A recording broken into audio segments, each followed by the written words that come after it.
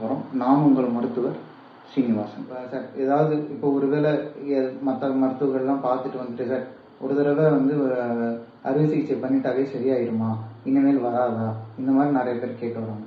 இந்த நோயோட தன்மையே என்னன்னு பார்த்தீங்கன்னா, மறுபடியும் சின்ன சின்னதாக இரத்த குழாய்கள் இதோட சுருநோய் தன்மையோடையே திருப்பி வர்றதுக்கு வாய்ப்புகள் ரொம்ப ரொம்ப அதிகம்.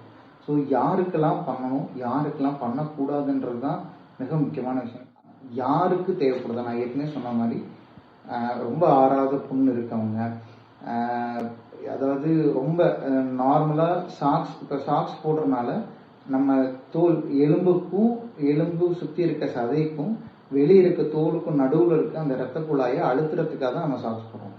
அப்போ அந்த சாக்ஸை போடுறப்ப அழுத்த முடியாத சில இரத்த குழாய்கள் இருக்கும், பெருசாக வீங்கி இருக்கும். சில பேருக்கு வந்து அதை காஸ்மெட்டிக்காக, அதாவது எனக்கு இது ரொம்ப அசிங்கமாக இருக்குது, கால் ரொம்ப அந்த மாதிரி இருக்கவங்க, இன்னொன்று ரொம்ப நாள் ஆறாத புண்ணு இருக்கவங்க, தோல் மாற்றங்கள்லாம் வரவங்க, இந்த மாதிரி இவங்களுக்கு தான் வந்து நம்ம ஆப்ரேஷன் பண்ண போகிறோம். ஆப்ரேஷன் 2 இது இருக்குது. ஒன்று கத்தி வச்சு கிழிச்சு பண்ணுறது, ஓப்பன் சர்ஜரின்னு சொல்லுவாங்க. 2வது நுண்துளை இரத்த குழாய் சிகிச்சை, அதாவது லேசர் இல்லைன்னா RFA இந்த மாதிரி சொல்கிறது. இது 2 தான் வந்து மெயின் விஷயம். இதோட நன்மைகள் தீமைகள் ஒவ்வொன்றும் நீங்கள் என்ன ஆப்ரேஷன் இது போகிறீங்களோ அதை பொறுத்து இருக்குது. அதை நம்ம அடுத்த ஒரு பகுதியில் பார்க்கலாம்.